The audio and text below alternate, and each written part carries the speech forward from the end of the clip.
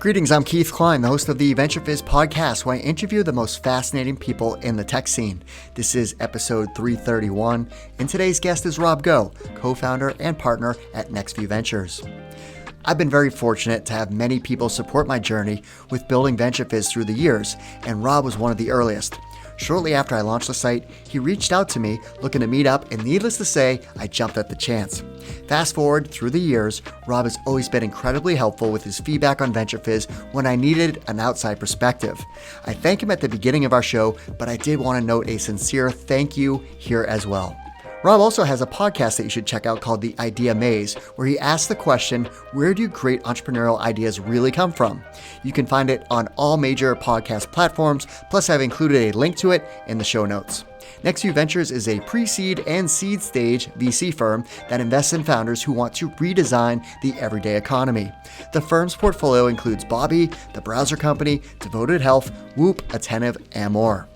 In this episode of our podcast, we cover lots of great topics, like the 5 flavors of AI, Rob's background story, including what he learned from his dad's entrepreneurial endeavors, getting his career started in management consulting, and then learning product at eBay, how he landed a VC position at Spark Capital, plus a fun story about his almost investment into Groupon, what led Rob and his co-founders David Beisel and Lee Hauer down the path of starting a seed stage firm, and what the seed investment landscape looked like back then, what Rob is targeting for investments and the importance of founder opportunity fit, what he's learned while running a venture capital firm, and so much more. Okay, quick side note. This is exciting. For the Hey Mom, I Made It category, we are in a book. Not any old book, but a book from MIT. Be on the lookout for the new book for entrepreneurs called Startup Tactics. It is available globally starting on April 2nd, and it features 15 tactics entrepreneurs need for success. You'll find VentureFizz listed as a tool of the trade and the chapter on hiring for startups, which is absolutely amazing. Get your copy from Amazon, Barnes & Noble, and bookshop.org. All right, without further ado, here is my interview with Rob. Rob, thanks so much for joining us. Yeah, it's great to see you, Keith. Thanks so much for having me. Oh my God, I am so excited to do this interview. I think it's a long time coming because I do want to start off by saying a sincere thank you, Rob. So where I'm going with this is I just launched VentureFizz. I'm kind of doing this thing while I was a recruiter, and I got this inbound email from you at Spark Capital, and you're like, "Hey, I really think this is kind of interesting what you're doing with VentureFizz. Let's meet." So I was just like, "Oh, okay." I've got this investor at Spark Capital reaching out to me. I was so excited, so excited. So I remember I went up to Boston, met with you, and from that moment on, I just feel like you've been so supportive. Anytime I've had questions, anything at all, I always felt like you were one of the first people I'd reach out to, and I would get amazing feedback and support. So I just want to say thank you. Oh, well, that means a lot to me. You know, you've been a big kind of builder within the ecosystem here, and as a former product guy myself, I always resonated with the fact that you know, had a great eye for the talent within the product ecosystem, and also in with companies that were consumer facing or end user focused, which is sort of my world, and not that many folks in Boston spend their time there. So it's the feeling definitely mutual, and it's been amazing to see how VentureFizz has grown. Well, thanks again. I do want to say that with a sincere thank you. So, all right, well, let's talk about something that is definitely on the forefront of everyone's mind. That's AI, right? Mhm. We can't have a podcast without talking about AI. But anyways, so you wrote a blog post about the 5 flavors of AI. So I thought it'd be a good starting point to kind of talk about that and you know from your lens. Yeah, so you know, like a lot of investors, everyone's trying to think through what their perspective is on this next wave of generative AI. And I've been blogging quite a bit about some of my thoughts and hypotheses here, some of the metaphors we've been using to talk about this wave. And, you know, in one of my posts, I kind of talked through like, I see sort of 5 flavors of AI companies that we're seeing.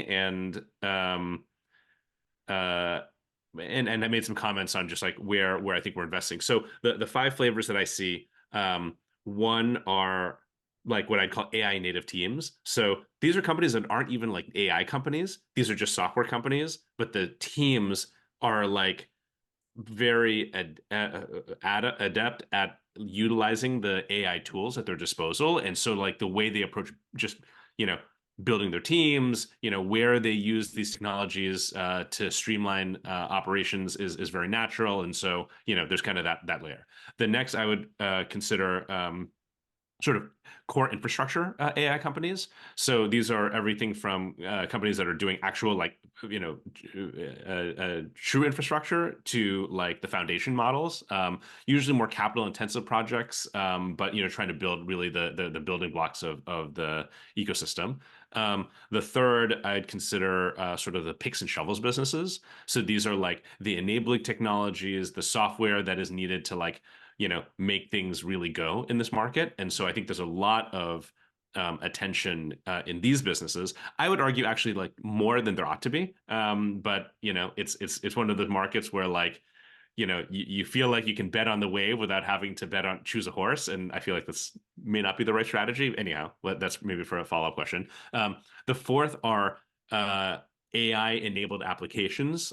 So these are basically software applications that like could not exist if this wave of generative AI doesn't come to fruition. And so there's a lot of activity here too. And then the fifth I call sort of AGI futurists. These are folks who are thinking like a couple steps ahead to a world where, Sam Altman's been pretty public about working on artificial general intelligence, and like, what does the world look like when that's true, right? Like, there's an argument to be made that like all of these AI-enabled applications actually will die because once we have AGI pointed at these problems, it'll just like figure it out. And so maybe there are other opportunities or ways of building the future based on that. And so, that's not as clear cut of a category, but you kind of know it when you see it, when you talk to founders thinking that far in the future. And as an investor, and you have like entrepreneurs where there must be it must be stressful where there's almost like I feel like you have to have some type of AI to your business strategy or your tech. So what are you seeing from entrepreneurs that are feeling that where maybe the business doesn't need AI, but they feel like they're trying to force it in? Yeah, I had a conversation with another investor just last week, and I was like, "How much of your portfolio do you think is actually going to be like an AI company in the next year?" And he was a pretty technically focused pre-seed investor in New York, and he was like, "Yeah, I don't know, 20%, 30%." I think ours will be closer to 50 or 60%. So I think you definitely don't have to be an AI company to get funded. That said, I see a bazillion companies that have basically like added a .ai to their URL or their pitch, and I'm like, that's a little disingenuous. I do think, to my original point, like everybody should strive to be an AI native team and to be really, really like aware of the developments that are happening within the space and use what's relevant, but don't feel the pressure to artificially like pun intended, artificially use this stuff if it doesn't really make sense for your business. But my bet is that there are going to be more and more avenues where you can have huge gains if you leverage these technologies. But you don't have to do it if it's not really going to make a difference to the problem you're trying to solve. Oh, that's great feedback. All right, so let's rewind the clock. So, Yeah. where did you grow up? What were you like as a child? Yeah, I was, even though I have an American accent, I was born in the Philippines, spent half my childhood there, half my childhood in Hong Kong, came to the States for college, and I've been in the US since then. So initially I went to college at Duke, so I was in North Carolina, moved up to Boston for a few years, went out to the Bay Area for a few years, and then came back here in 2005, and Boston is now home. Um, yeah, so that's kind of the quick story on me. Um, Fun fact, my dad was an entrepreneur, which I think shaped a lot of how I see startups and risk and that sort of thing. So, and he was a consumer facing entrepreneur. So like the quick story there was we'd moved to Hong Kong. He like ran a bowling alley. He then had tried his hand at like franchising businesses. So he had like a Burger King franchise and a Chuck E. Cheese franchise, which were only okay, not great businesses. And he had this insight with this Chuck E. Cheese franchise that like the problem of like give parents something to do with their kids for 20 minutes while they're in the mall was a real problem. But people in Hong Kong had no idea who this mouse was, and they didn't like pizza. And so he was like, the carnival games kind of thing like does resonate. Maybe I can just like take what I've learned from that business and create a different kind of retail concept around these carnival games within malls. And so you can almost think about this like a Dave and Buster's, but rewind the clock 35 years or so, or 40 years. And that's basically what he started. And that was sort of his primary business through most of my childhood, was a chain called Whimsy that was sort of a thing in Hong Kong for a while. That's so cool. I love that story. All right. So how did you get your career started?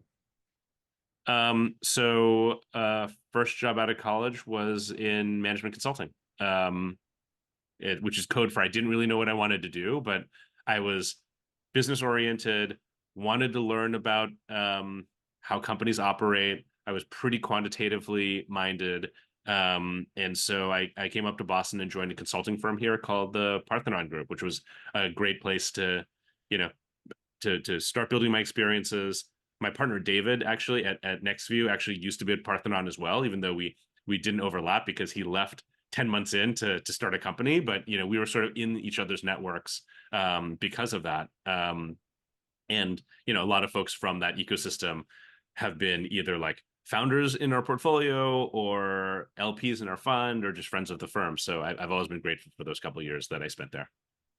Yeah, I always stumble across great entrepreneurs or investors. They're like, oh, Parthenon Group, another one. Like this, the alumni network is pretty robust. Yeah, it's pretty rich. All right. So what brought you to the West Coast?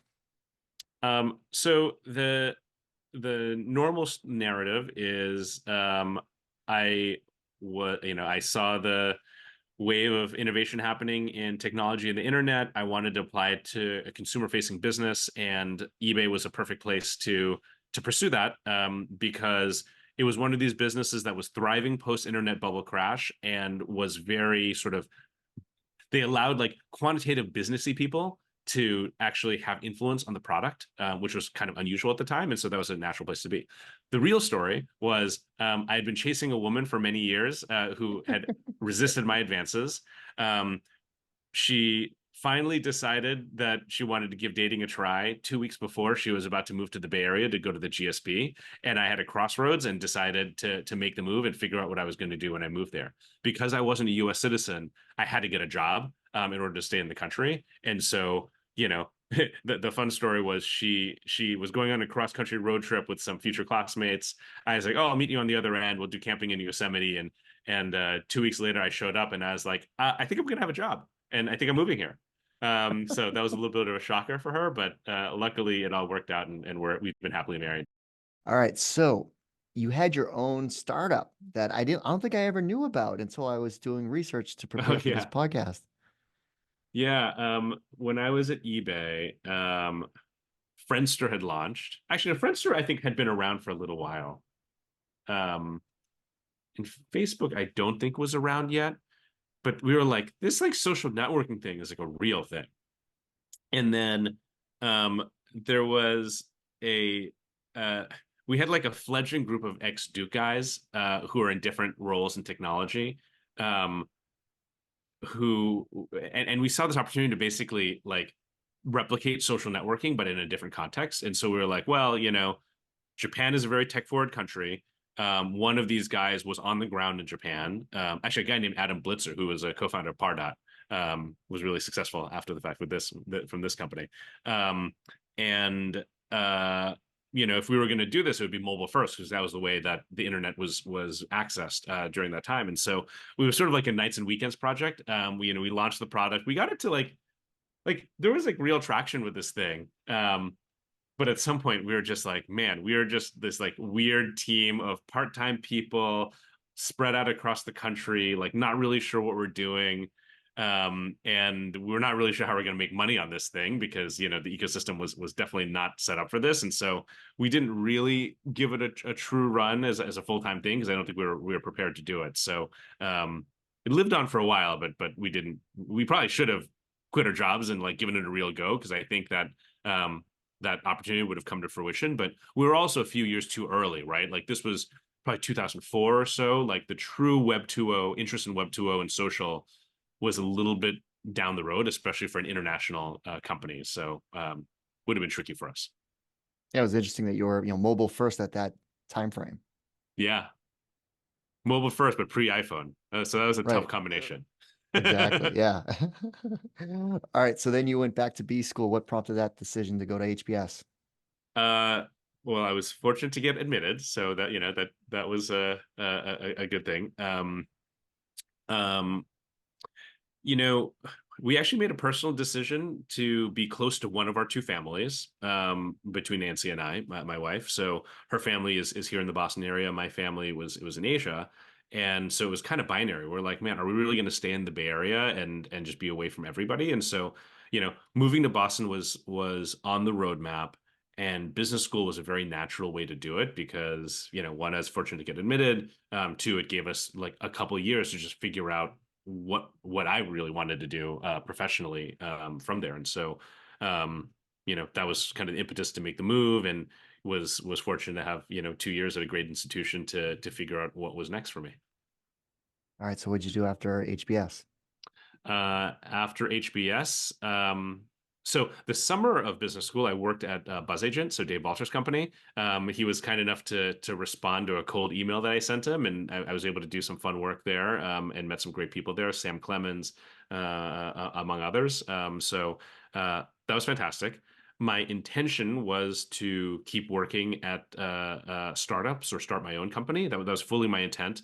I remember I was sitting in Israel Gano's office, second rotation at the time, now Gazelle, Gazelle, yeah.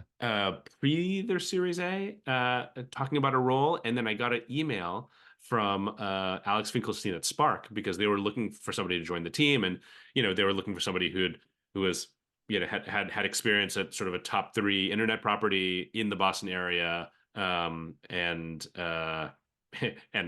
they were looking at the business school candidates at the time. There weren't that many of us in the Boston area, so started conversations with them, and over the course of like the next 6 months, kind of like culminated in an offer to join them. And that was a long time, and so a lot of time for me to figure out if this is really something I wanted to do, and ultimately decided to give it a shot. And Spark was relatively like early in their journey, right? As far as the firm itself. Yeah, they were just completing new investments on their first fund. I believe they made the Tumblr investment right before I joined, which may have been the last or second to last investment out of Fund One. So I joined them primarily for Fund Two. All right. So how'd you learn the ropes of being a venture capitalist? Yeah, they say venture is a apprenticeship kind of business, and Spark was that kind of a place where you kind of go there, you get exposed to everything, which was amazing. Like I'm really grateful for the team there for giving me that kind of access. Um, but it's not that organized for the most part, and so it's sort of up to you to just like take what you can and learn as much as you can because you have this great access, but it's very unstructured. So I tell folks I was fortunate to see, I think, their single best investment happen and probably their single worst investment happen over the span of 12 or 18 months. And that was really eye-opening to just to see um, how the extremes go down. And so yeah, because I joined them in 2007. We had a global financial crisis, which was really scary. They also led the Series B in Twitter, which ended up being a extraordinary investment for them. And I think that fund too is a very, very successful fund ultimately. And just to be able to see some of these things happen on the ground it was a real gift. And what was it like as far as, okay, you needed the source deals, I'm assuming, right? So, Mhm. and then there was one company that was very successful at the time, that was an almost story for you, from what I learned. Yes. Uh, the company you're mentioning is Groupon, I think. Correct. And I'm trying to think about how to characterize this. It was like a friend of mine. What's funny is that we'd actually looked at a couple companies in the group buying space. So we had like this like prepared mind for the concept. Um, uh, and I heard a friend of mine who's like not in the tech world, mentioned that she had heard like a radio ad for this thing called a Groupon. And it was like immediately I was like, that sounds like a thing that's going to work.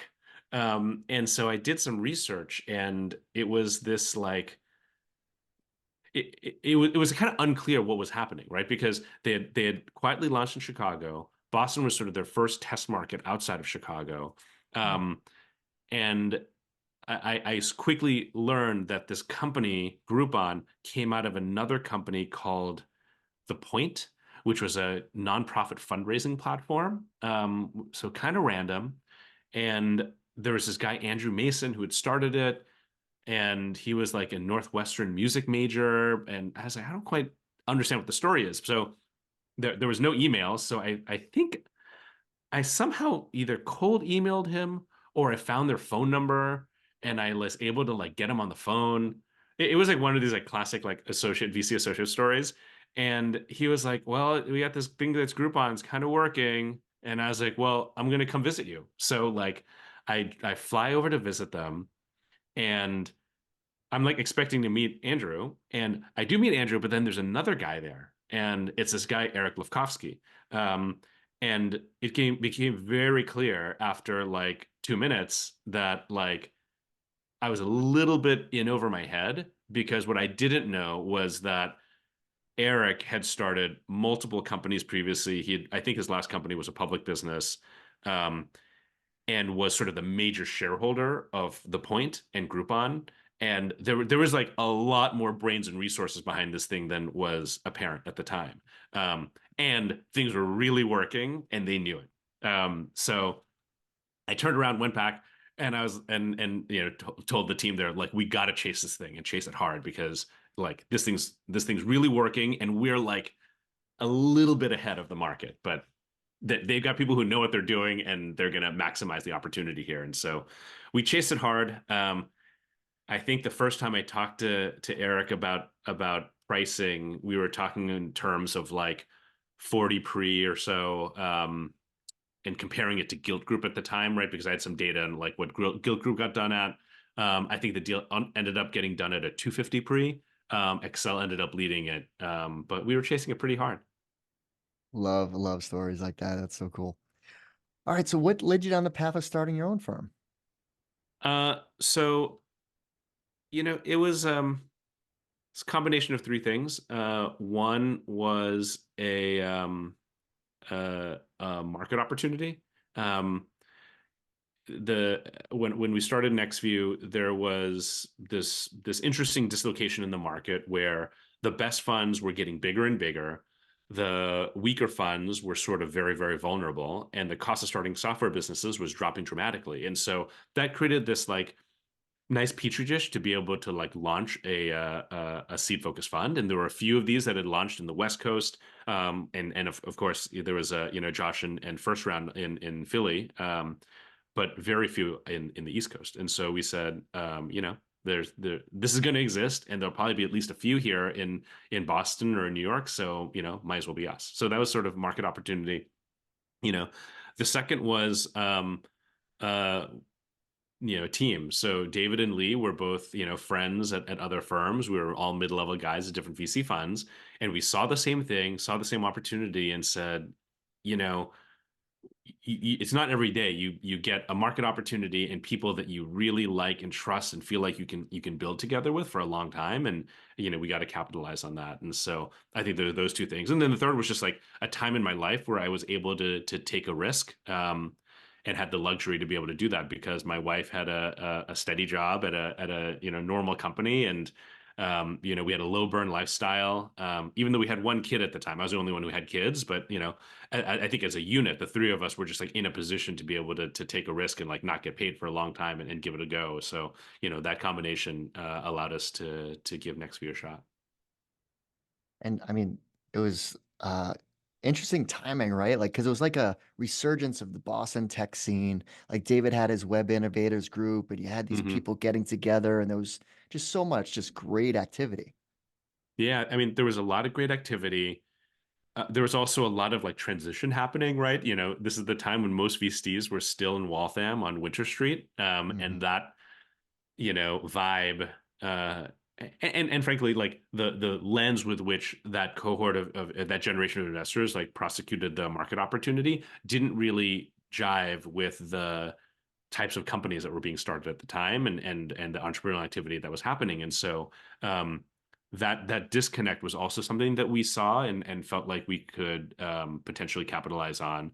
Um, it was also an interesting time when I think um, folks were generally pessimistic about the startup world, especially the types of companies that were being built at the time. But that pessimism was like we were somewhat how should I say we were non-consensus, but we felt like we were right, like that these kind of companies were going to be like pretty significant, um and there weren't as many people who were as optimistic about the opportunity, and so it was a good time for us to start the firm and pursue it. And what was the size of the first fund? 21 million. So Wow. we were pretty tiny. But seed investing was a different ballgame versus seed investing now. It was, yeah. So at the time, $1 million seed round was a pretty huge seed round, which is hard to believe, actually. And so, $21 million fund. And, at the time, most seed funds were very syndicate friendly. And so you'd often have a few folks who are writing, 250 to $500,000 checks. And so we could do some damage with the $21 million fund. And so it was sufficiently sized to be able to go after the opportunity. All right, so And there were fast amazing forward. companies like that in our strike zone during that time that got started, and we invested in some of them, and we missed some of them. But like, it was such a fruitful period. It was pretty incredible. Well, I remember watching ThreadUp pitch at Web Innovators Hmm. Group. So, and I remember James was a guest blogger on VentureFizz in the early Hmm. days because he was blogging about lessons learned in startups. So, and then obviously go on to become a publicly traded company. Amazing. Yeah. I mean, he was fantastic. Like, just think about the folks who were active during the time. Um, within our portfolio, I'm just trying to think about our first fund. Andrew Paradise was here. He built Skills. That company Skills, at its yep. peak had a $10 billion plus market cap when it went public. Um, James at ThreadUp, obviously, uh, we missed DraftKings.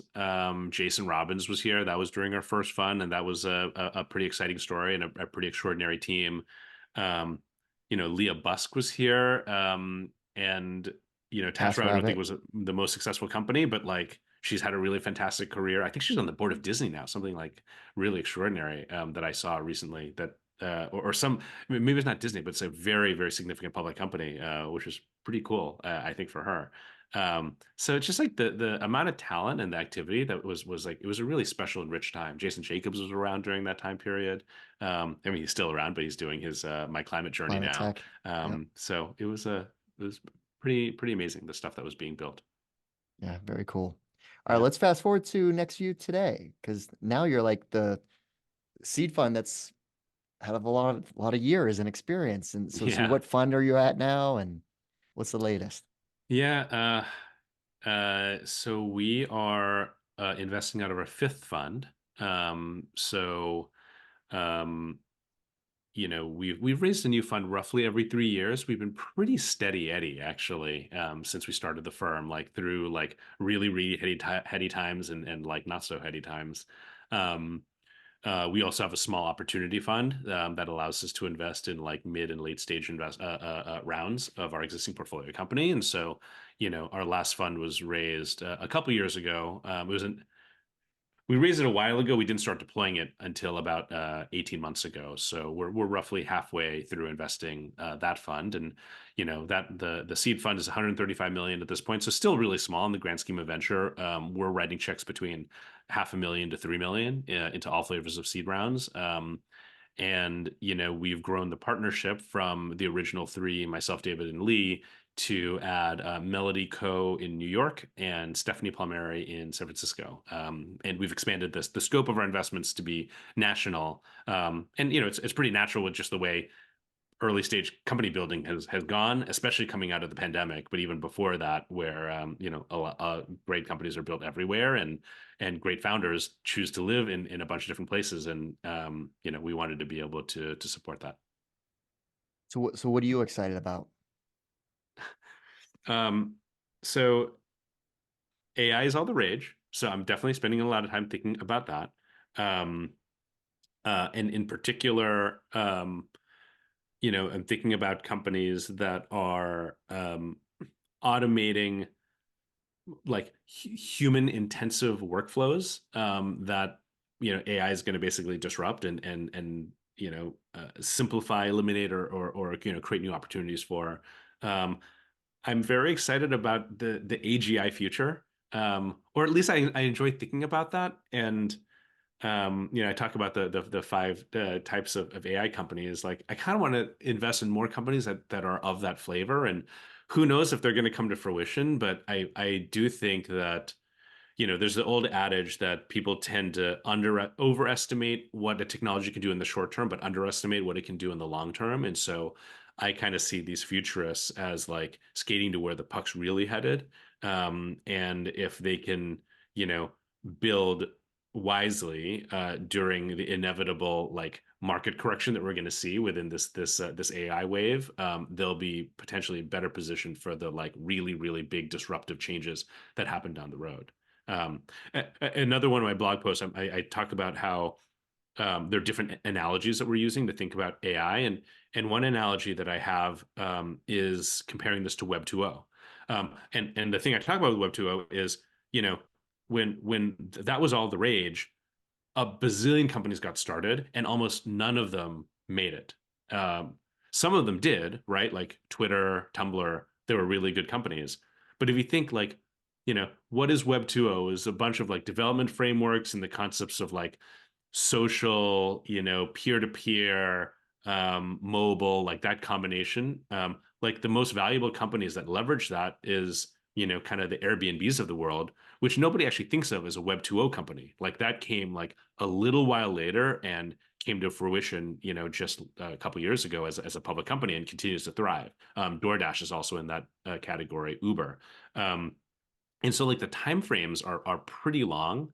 Um, and the stuff that gets built over 15 or 20 years are like dwarf the scale of the companies that get built earlier in the wave. And so, there's a part of me that like wants to make sure that there's a portion of our portfolio that is thinking with like that kind of a time horizon, as opposed to like, what's the next, AI accounting software company, the very immediate opportunities that may end up being like a little bit less transformative when we look back in 20 years. Like, what's your thinking as it involves more of the consumer market as it relates to AI? Like, is consumer ready to understand what they're buying and it's fueled by AI? Um, I don't think consumers necessarily need to know what, we say what they're buying, right? Arguably consumers are doing that already, right? Like if you think about the algorithms that drive uh, TikTok or any social media site, like it's AI driven today, right? So they're effectively buying it. Now, whether or not you feel like the outcomes is positive for humanity or for their end users is a different story, but like people are doing it, and it's powering that experience. Um, so I think the consumer application space is pretty interesting, but I think perhaps the biggest business opportunities within consumer are it's less clear, right? Like, Uber is nobody said, oh, the best application for mobile is a taxi app, right? But it turns out that that was a pretty amazing application and has huge economic value. I think the same thing might be true for AI, where a lot of people are working on projects that like, are not that they're obvious, but it's like they're really hard and they're right in front of you, and so as a result, it's really hard and competitive. Um, but so think about like the automated like writing companies, right? That's a natural application, or like image generation companies and automated video. But maybe the applications that have the most economic value are just like a little bit more like on the edges, and they're like the taxi app of the future, right? Like it's hard to prospectively say like, oh, this is the best opportunity that this technology will unlock. Well, so 2008, 2009, that was obviously a difficult time in tech. Rest in peace, good times, right? The whole Sequoia deck. But And it feels eerie similar right now as to that time frame. There was also like an evolution where, mobile was finally there. It was ready. AI is in that kind of similar space.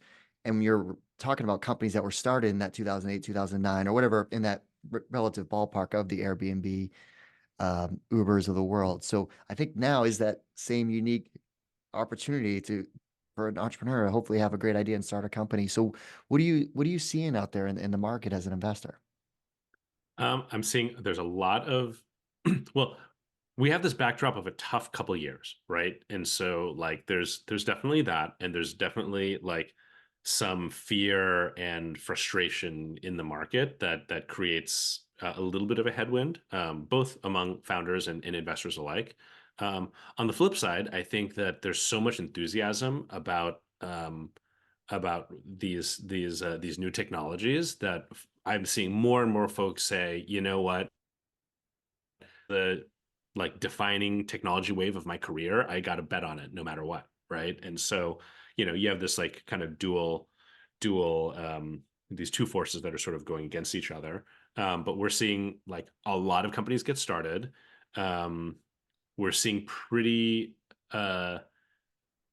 frenetic competition for rounds that are like deemed hot in the market, but very little activity for stuff that's outside the center of the market. And I actually kind of think that like that's sort of a good place to be investing, because again, if you're investing in a AI native team, or a team that's like building software in a weird space, but leveraging these new technologies, like you might not be the most favored category today, but I think that there's a lot of potential to build amazing companies there. And so, yeah, we're excited to be participating pretty actively. Well, it's interesting to hear that, the market is still very, very competitive for those highly sought after hot Mhm. investments. Venture investing is always about being non-consensus and right, right? Like you have to find that combination. The problem in a very hot market is everyone is so optimistic that the zone of being non-consensus shrinks quite a bit, right? Because everyone is this like mentality of like funding everything that like seems to have a pulse, and like it kind of sucks it sucks like the oxygen out of the room, so to speak. So in a market like this, um, the surface area to be non-consensus is much, much broader. But if you are investing in the part that is still consensus, like it's just as frenetic as it ever was, right? So anything that has traction in the word AI in it gets like priced like crazy. Anything that's AI, either picks and shovels businesses, or AI applied to like kind of obvious use cases, or use cases that have already been proven to have promise, like tons and tons of competition. But on the edges, it's like there's a lot more room to maneuver as an investor, and also as an entrepreneur building. Like you're not going to run into like a bazillion competitors doing the exact same thing who get funded tomorrow, with many millions of dollars to fight against you, right? Like you have a little bit more time and space to build thoughtfully. So yeah, that's how I'd kind of characterize things today. Right. So as a seed investor, you have less of a company to fully evaluate when you're writing a check. So what gets you to that point? Like what makes you excited about the company, the entrepreneur to actually partner up and invest in the company? Yeah, it's a combination of things. I think we're very, very founder driven as investors, and so we're trying to find founders that are like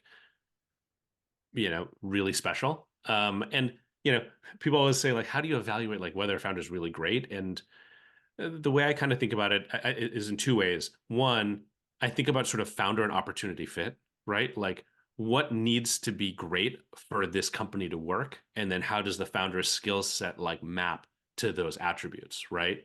Um, and that fits really important, because what I saw early in my career was a lot of investors gravitated towards like quote unquote proven founders, because that was sort of the model. But those founders were proven in categories or types of businesses that were very, very different than the business that were being built there, right? If you think about the folks who were successful when I started in venture, right? Like a lot of them were like the hacker style founders. They weren't the like enterprise sales executive at IBM. But the enterprise sales executive at IBM were the types of people who a lot of East Coast VCs felt very comfortable funding, because when you were investing in at a prior era, that's the type of person that you wanted to invest in, because unlocking these huge enterprise customers were really, really tough. But that did not lend itself well to like Web 2.0 opportunities at the time. So founder market fit.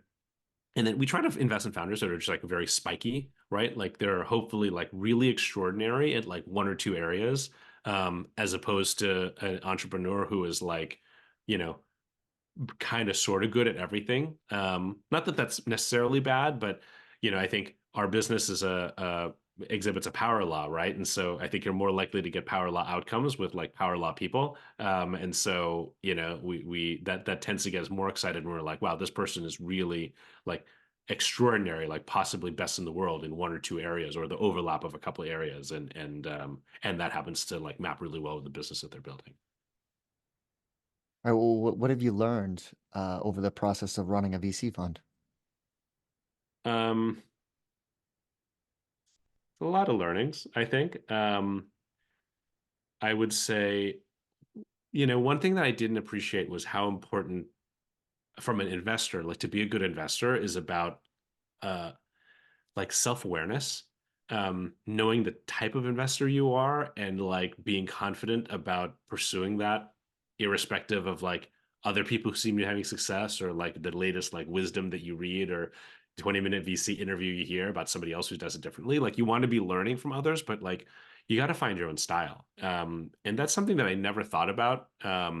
Earlier in your career, you're just trying to like get a deal done, find the best company. But then I think over the arc of one's career, um, it's like you got to figure out what your own distinct style is and hone that and get really good at it, because it's in these moments of decision where it's like 51-49%, like you want to feel like you're good at making a certain type of decision, and in a way that really fits who you are. So like that's a pretty important learning. um the second learning, everybody talks about like the power law dynamics of venture, and you kind of don't appreciate it until you see it and feel it firsthand. Um, and when you experience that, it does change the way you approach the job, and you approach your decisions. And so that's an important learning. I think the third learning that everyone is grappling with is we're a lot more susceptible to the macro environment than I think we ever thought. Um, I don't know if the answer though is to try to build a strategy um, based on the macro environment, but I do think it's a lot of like the wisdom in venture over the years comes from a realization that the macro has these effects that you can't predict. And so you might want to forfeit um, what seems like maximum short-term gains for the sake of being like a little bit more anti-fragile as a firm over time. So how do I talk about that if that didn't make sense? But that's Yeah. an interesting one. I know, you're location agnostic when it comes to investing, but like, what's the pulse of the Boston tech scene? Um, I'd say the you know the nice thing about the Boston tech scene is there's always extraordinary companies that sort of come out of nowhere and everyone's shocked, but it keeps happening over and over again. And as that happens, you have the alumni of those companies who can come out and start businesses and or be executives of companies and go on to great things. So I feel like that definitely continues. We had a great winner at Toast recently. We have a really special company in devoted health that's getting built, and there's a lot of other like good businesses that I'm probably less aware of, and so I shouldn't name so many names, but there's a lot of good companies. Um, I would say that Boston has feels a little disconnected, um, uh, and it's almost like there isn't like a center of gravity in the way that there was at one point. And I think this is a combination of like COVID disrupted things. The physical layout of the city has sort of changed, right? With the rise of the seaport, you have all these different disconnected clusters of activity, which and then you layer on top of that like just the way that the neighborhoods of Boston kind of are organized, and if people aren't in the office 5 days a week, it's just like that much harder to have these serendipitous interactions. And so I think that that's a little bit of a missing ingredient. There's definitely more stuff that's starting to happen to try to like draw people together. But that's something that has changed, and I'm curious to see how that like sort of comes together in the coming years. Yeah, as you were talking about that, I was shaking my head very like Hmm. like in sync, like yes.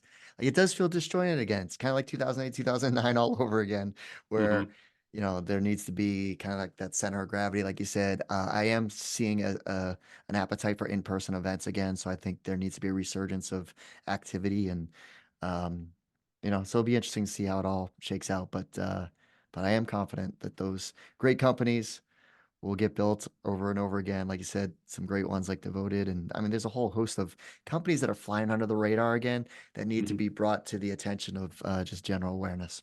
Yeah. All right. So you've I'll get been on my soapbox real quick. So yeah, please. I have this general belief that ecosystems or cities, like they worship something to generalize, and as a result, they fear something, right? So uh, in New York, people have a fear of looking poor. So people really want to make money, right? And so there's a whole lot of activity around like how do I reach financial success? In the Bay Area, there's like massive FOMO. Everyone's afraid of missing out because they worship this like gold rush mentality, right? Like I want to make it and make it quick and have this impact. And people are searching for the next startup, and they're very aware of like, oh, what employee number were you at such and such a company? Um, Boston has a fear of looking dumb. And so because it's an intellectually, extraordinary place, but the fear of like failure of joining a company that like turned out to be like not very success that was a high flyer but not very successful, the fear of starting a company, the fear of like, a pub. So as a result, like I noticed that this ecosystem, despite the good companies that emerge, there's just like much fewer shots on goal. And a hesitation to build in like the areas where there's the highest chance of embarrassment, which by the way ends up being like some of the areas where you have the biggest outcomes too. So yeah, that's when people talk to me, ask me about like what's my take on the Boston ecosystem, or like why it's stronger or weaker than different ecosystems. I always use that framework, and I encourage folks to like fight against that tendency of like fearing looking dumb, because probably the number one thing that holds this ecosystem back. Yeah. And I also hope that some of these entrepreneurs that have had success, whether it's, it doesn't matter what level of success, that they do go off and start something and maybe can swing for the fences and not worry about that, um, that have that determination to build something really big versus just something that maybe had a good outcome. So when I think of that, it's like a recent guest on my podcast was Alex Shishu, who is starting, or not starting, it's been 4 years in the making, 10 Beauty. Hmm. So they had a successful outcome with the company Alice in New York. Now they're Hmm. building 10 Beauty in Boston, and it's robotic automation of manicures. And it's a Hmm. That's crazy cool. idea that they're actually pulling off. And it's going to be, I think they have somewhere in the neighborhood of like a 17, $13 million run rate as far as their B2B partnerships that they're going to be. Wow. So anyway, I mean, so that's an idea that's like, wow, that's thinking big, but Hmm.